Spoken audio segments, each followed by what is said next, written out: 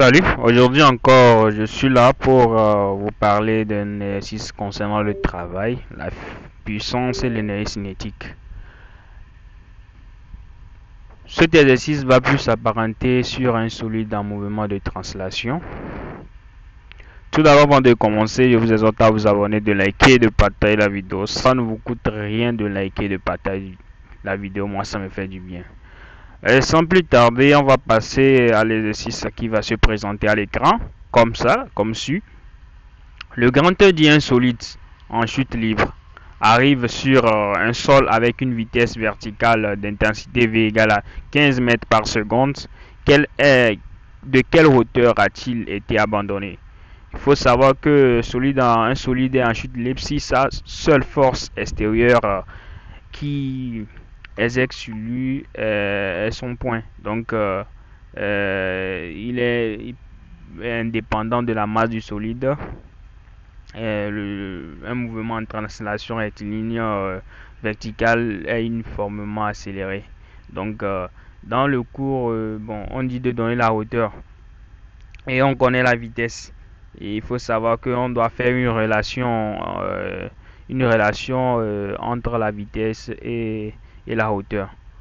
Dans le cours, on vous avait donné, allons-y avec la correction, on vous avait donné des relations entre la vitesse, sachant que la hauteur, la distance parcourue, sous forme de l'équation horaire qui est égale à h égale à 1 demi de g t carré.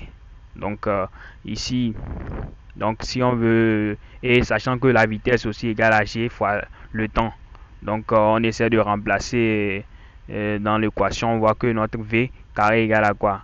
D. On essaie de tirer t carré pour remplacer dans le v. Donc ça fait t v carré égale à 2 fois gh. Donc h égale à v carré sur 2g. Donc c'est juste le fait de tirer les trucs pour en venir à notre formule finale qui est ça. Donc la hauteur égale à 11,48 mètres. Donc passons à la suite de notre exercice. On dit le grand 2, une bille d'acier est en chute libre verticale. Sa vitesse vaut V égale à 2,8 mètres par seconde. Maintenant, de quelle hauteur a-t-elle été lâchée? Le 2 dit quelle distance doit-elle encore parcourir pour que sa vitesse soit 2 fois plus grande? Donc 2 fois, donc la vitesse V' égale à 2 fois V. Donc on y va. Connaissant c'est ça. Bon, connaissant ce qu'on a appliqué le haut en grande 1, c'est ça. Donc la hauteur égale à 0,4 mètres. Maintenant, sachant que notre V' est égal à 2 fois V, donc ça fait la vitesse d'arrivée moins la vitesse de départ égale à 2, qui est égal à 2 G, 2 fois G D. 2 fois la hauteur, donc c'est ça. La distance parcourue, c'est ça qui est encore H1, c'est encore D. Donc ne vous inquiétez pas quand on a mis D ici. Je vais essayer de chercher un pointeur. Quand j'ai mis D ici, donc c'est la même chose. Des distances, hauteur, tout ça là, c'est la distance parcourue. Donc ne vous inquiétez pas. Donc égal à D égale à 3, après introduction, tout ça là, D égale à 3V carré sur 2G égale à 3H. Donc égal à 3H parce que on voit que quoi, V carré sur 2G égale à H. Donc c'est ça ici. Donc c'est égal à 3H. Donc ça va être D égale à 1,2 mètres. Donc c'est tout ce qu'on nous demandait ça. On passe avec la question numéro 2 qui dit que une tige verticale abandonnée sans vitesse initiale tombe en chute libre. Sans vitesse initiale. Elle passe au cours de sa chute devant un repère. Sa longueur est égale à 90 cm. Quand son extrémité inférieure passe devant le repère, la vitesse de la tige est V1 égale à 6 mètres par seconde. Maintenant, on dit quelle est la vitesse V2 quand son extrémité supérieure passe devant le repère. Et quelle est la durée de passage de la tige devant le repère? On sait que DG égale à 9,8 mètres par seconde carré. Donc, passons à la correction. D'abord, on va calculer. Bon, on sait que soit h la hauteur à l'extrémité inférieure lorsque sa vitesse est V1. Donc V1 égale à 2GH qu'on connaît. Lorsque l'extrémité supérieure passe devant le repère, l'extrémité inférieure, il faut savoir que, bon, on y va, a chuté de H1 plus H1 plus H1 plus L et sa vitesse V2. Et sa suite libre, donc V carré 2 égale à 2G H1 plus L. Donc, il faut savoir que le solide passe, part sans vitesse initiale, donc il parcourt jusqu'à arriver à la distance finale. C'est ça qui est L qu'on a donné 90 cm. Il faut savoir ça. 90 cm égale à quoi? Égale à H1 plus H2. Parce que le gars, il a quitté une vitesse sans vitesse initiale V0, il est arrivé à V1. Il est arrivé à V1, il a fait une distance H1. Maintenant, de H1, il a encore fait une distance de V1 à V2. Donc, c'est ça qui est H1 plus L. Donc, il a fait une distance entre V1 et V2. Donc, c'est ça qui est L, petit L. Donc, ce qui veut dire que le H1 plus H2 L, c'est ça qui est le grand L qu'on nous a donné 90 cm. Donc, comprenez ça comme ça. Donc, c'est ça. Pour calculer on cherche la vitesse V2. Connaissant, on sait que on connaît la vitesse V1. Donc, ça va être GL. Donc, c'est ça qui est égal à V2 égale à la racine de V1 carré plus 2GL. Donc, V2 égale à quoi? Égale à 7,3 mètres par seconde. Donc, c'est ce qu'on nous demandait.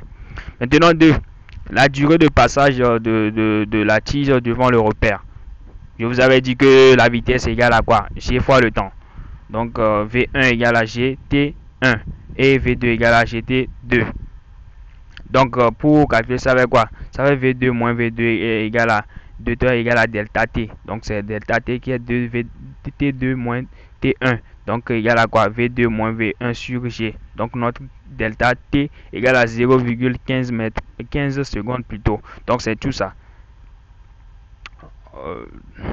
On y va avec notre grand 2 qui dit on lâche une pierre sans vitesse initiale à 5 mètres au-dessus du sol à un instant initial T0 à 0,1 seconde, bon 100 secondes plus tard.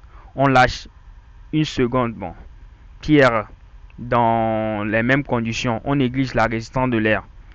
1. Déterminer la date à laquelle la première pierre tombe au sol. À quelle distance du sol se trouve alors la seconde pierre? Quelle est la vitesse? On y va avec la date. Ici, on dit il est lancé sans vitesse initiale à 5 mètres, d'accord, au-dessus du sol.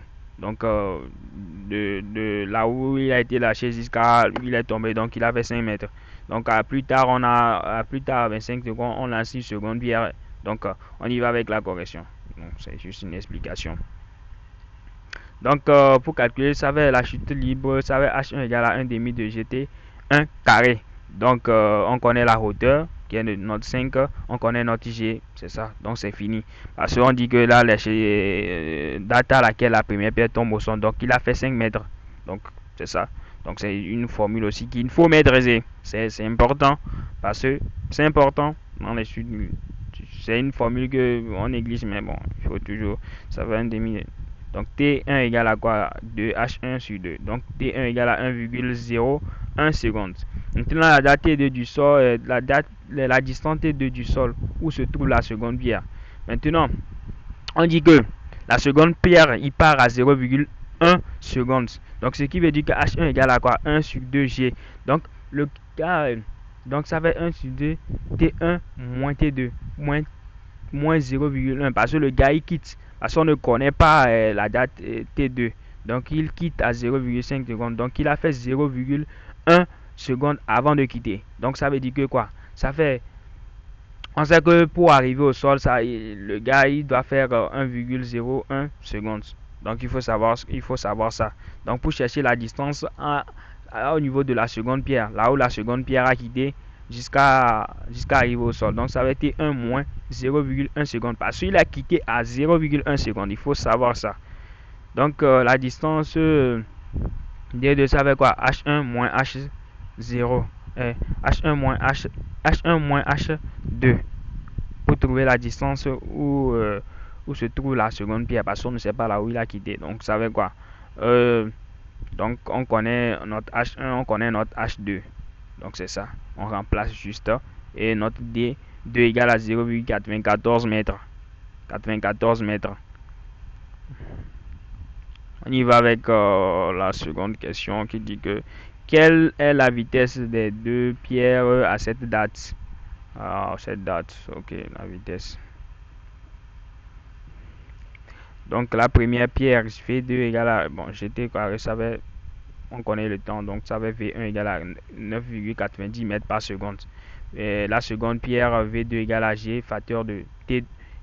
Ici c'est T1, c'est pas T2, donc c'est T1 ici. Moins 0,1, donc c'est T2 ça. Donc ça va V2 égale à 8,92 mètres par seconde. Maintenant 2. Exprimer la distance D qui sépare les deux pierres en fonction de la date T lorsque celles-ci sont toutes deux en chute libre et représenter D en fonction de la distance en fonction de T que vaut D à l'instant de date T égale à 0,5 secondes. Donc on y va avec la correction. Voilà. On sait que notre D égale à H1 moins H2. Or, H1 égale à quoi? 1 demi de GT carré. Bon, on a pris ça T. Parce qu'on peut pas mettre, on peut faire la distinction, on mettre T1, T2. Donc, bon, on laisse ça. Parce qu'on dit en fonction de T.